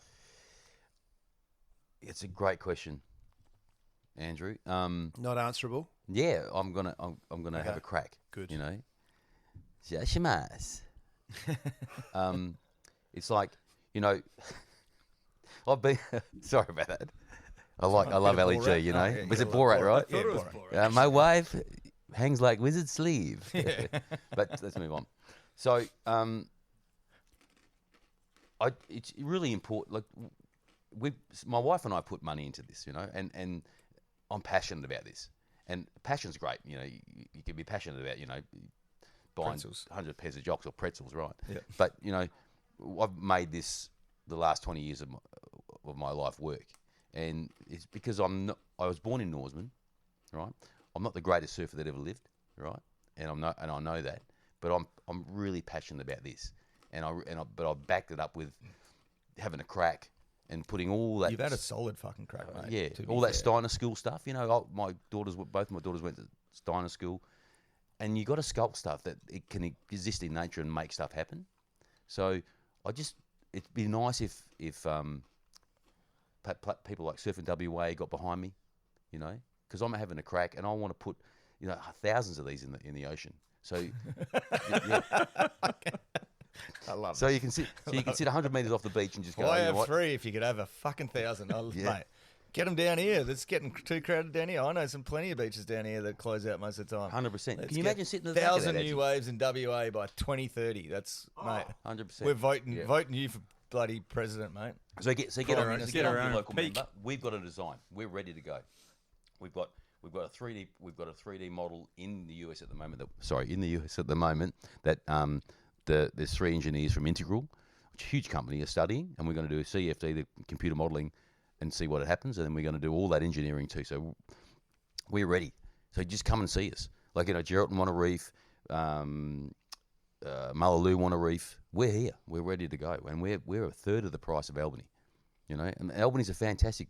It's a successful project. Yeah. I have heard a little bit about Mullaloo wanting something, and obviously Geraldton as well. Is there anything in place for those people to have a supplier, or is it just they're just thinking about wanting to do it? It's a funny process. So look, because we're unproven at the moment, and we've got fantastic science, we've got a fantastic design, but we haven't got rock in the water yet. So people are still a bit reticent about us. But I would ask them to kind of at least let us present to them, right? And let us show us, let us show you the model, and show you the economy of our scale. We've got a cheaper product, a better product. You know, if you whack that that lump of rock anywhere where there's swell, you're going to get a wave peel effect. So essentially, the ideal scenario, right, would be proof of concept with rocks in the water, say in Bunbury. So you need to get that finance first, Yep. and then once that's there, show the world what it's about, and then boom from there. 100%, mate. Yeah, well, look, yeah. Once Bunbury are on board, and this is the thing. First of all, not surfers are way too happy for their own good. And people are like, oh God, why would we want to put a surf reef there? And they don't see the economic benefit, right? Because all they see is happy surfers. But you got grandma on the beach, you got your girlfriend sitting there, getting a little bit, Toey? yes, Excellent. because she's seeing the beauty of surfing. There's so much benefit in the community. So It's huge. Yeah. It could be huge for Bunbury, really. I mean, Bunbury at the moment, a lot of it is built on industry and getting shit out of the ground, up the road, up the hill and stuff. So I think there's probably a big boating scene in Bunbury, wouldn't there? I mean, I know there's a Yeah, lot of for boats sure. coming and Huge. going. It's a pretty nice, as I say, it's a harbour town. They've got that going for them. But, yeah, man, they're definitely lacking in surf breaks. And it would really change the vibe of the town, I think. And there's been some stalwart surf shops there for a long time. Good Earth Surf Shop. Indiana. yeah. And Hillsies was there, and I'm sure. And we definitely know there's a lot of surfers in Bunbury. And, man, it's almost like a halfway measure. It's like, well, I'm not quite in the city. I've got out of the city, but then I'm not quite country living. Yeah. It's a bit of a happy medium. Throw a few waves in there. Wouldn't be pretty good place to live, I reckon. But, in saying that, Adzi, too, like, we were speaking to UWA last week, and when you build the superstructure before you put the armouring rock over, if you put, you can put, what do you call that stuff that grows on reef? Coral, Algae, seagrass, nudibranchs, barnacles. and the stuff that hasn't got a skeleton, those things. Those things. Yeah. Stuff that happens. I should know this. Sea Yeah, slug. worms. So you can put all that biomass on the second layer, and then you cover it with the armour. It gets to grow in there without predation. So we're talking to UWA about what we do on the second layer, right, before we put the last layer on. So there's a biomass here, So you're going to get demersal fish visitation. So demersal fish. Yum, my all favourite. that stuff. You're going to get pelagic. Is there any stipulation on not letting fishers fish on said surf reef? And Give it a break for a while. Yeah, definitely. because what if it's like, oh, sweet, there's fish there. Now they start fishing and they're casting. No, into they've a been in bunch of exclusion guys zone within an hour of the place springing up. within an hour of the place. Yeah. Yeah. So there's all that too. So You know what there's fisheries are like? There's no way fishing on this fucking reef. Yeah, they probably wouldn't. Yeah, probably not. But, it's going to get the tailor along that. Tailor love that little boil, that bit of foam. yeah, Yep. a bit of a gutter in front of it. So it's not just a surfing reef. It's my point. You got to have an environmental argument too. Yeah. Yeah. Fuck, it sounds super interesting. Mate, what's a likely realistic timescale of when you're going to get a rock in the water at that beach? Well, okay. So look, Sammy from Board Store, he put the we've got a nice little fiberglass kind of cute little artist rendition of the reef. He put it in the Board Store, and he said, what realistically, what can you do? And I said, well, look, as soon as we get funding money, we're 18 months away. Right. 18 months away from, if we get 750K from the Bunbury City Council through state or federal government, we're 18 months away from putting rock on the water. Okay. So And then how long does it take to build? 6 weeks. 6 weeks. So Right. compared to Albany's took 6 months. Yep. So yeah, we're a 6-week install. And then, is that like, do you expect 90% of your results from the first day it goes in, or is there a period where you've it's going to take a few months for the sand to settle and build up around it before it really hits its stride? No, you get a perfect wave peel left and right, depending on the swell direction. Bunbury gets about anything from 275, which is straight west, to 295, 300. So with the southwest swell, it comes in about 295, but from the first day you're going to get perfect waves. And that, 195, you mean, from Two- southwest? no, southwest is 245. Oh, is it? Yep, 245 Yeah, right. in it. Oh, yeah, 187. So yeah, 240. Let's not worry too much about the the numbers on the angles, but yeah, sounds T-Bone. I know you're sitting over there quietly, and you've got to hit the road shortly. Any questions for Troy, mate? No, it's best of luck with it, mate. I think that for some of these towns like Bunbury, then up in the metro area, and even going up to Broome, these areas that have swell but don't have the banks or the reefs or whatever. Yeah, I like your passion. You've been having a crack, and I hope you get the funding to give it a crack, give it a second crack with this new project you got running. Thanks, T. I you know what? I need your help. Whenever you talk to someone, we've got bona fide study, and this is a bona fide design. You know, we're not mucking around. So if you guys, whoever you talk to, just give me a call. You know, if you need to talk to Troy, or yeah, we're in it to make get results. You know. Yeah, you got the passion, and even if it's just a matter of us when we're having the conversation, going, oh yeah, that guy Troy. If you're trying to do a thing, if there ever is a petition that comes out or something, like, just make sure you sign it or whatever to help his cause, because man, you're passionate about it. You've been having a real red hot go at it for many years, and yeah, why not, man? It's a great idea, and I hope that it comes through for you, and I hope that it comes through for me too, because I'll go and have a surf. You guys will go to Bunbury for why not, man? I've never through, actually surfed. sure. an Can you make the artificial right wave hand ever. a little bit better, mate, on the model? Of course you can. Yeah. Sorry. Why? Have you guys ever surfed an artificial reef? I've never done it. I've never had. Well, I surfed Cable Station's artificial reef back in the day. It's one of those funny ones where it seemed like it was better when it first was done. I don't know. I don't know if that's the case or not. But Have you ever surfed an artificial wave, Steven? No, I've never surfed a wave pool. I've never surfed an no, artificial Have you wave. been to Urban Surf in No. Melbourne? No. I've surfed Sydney and Melbourne, actually, What is the pools, and yeah, it's super fun. But I'd still prefer to surf an artificial ocean wave, I guess. Yeah. I haven't been to Albany, but I've certainly heard a lot about it and seen lots of footage and stuff. And the Albany board riders are a bunch of legends, and if you do go down there, just respect the locals like you should do anywhere. But yeah, it'd be good to Just respect the locals at Albany, because they've been surfing that artificial wave before 4 for months. a long time. 4 months. 4 months. Yeah, they've 4 been months, there. yeah. Long time. You gotta respect the locals anyway, That's mate. it. Yeah. No, you got to respect locals everywhere. We're having a laugh. All right, yeah, so man, best of luck, man. Thanks. How Thanks. do people get in contact with you, Troy, if they want to ask questions, provide some funding, or whatever? What have you?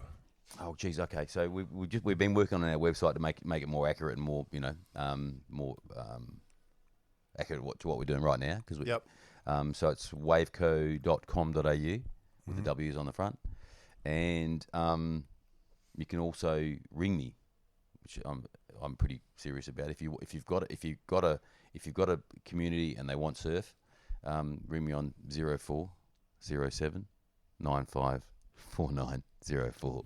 There you go. You got Troy's folks. personal phone number. So That's mate. If that's actually It's going to be the fucking that's my hotline, mate Dave. right? That's my mate Dave. He'll let you know. call for a good time. But, or failing that, just jump into Pico, order some of the best sushi in the southwest, and put in a ask request for Troy.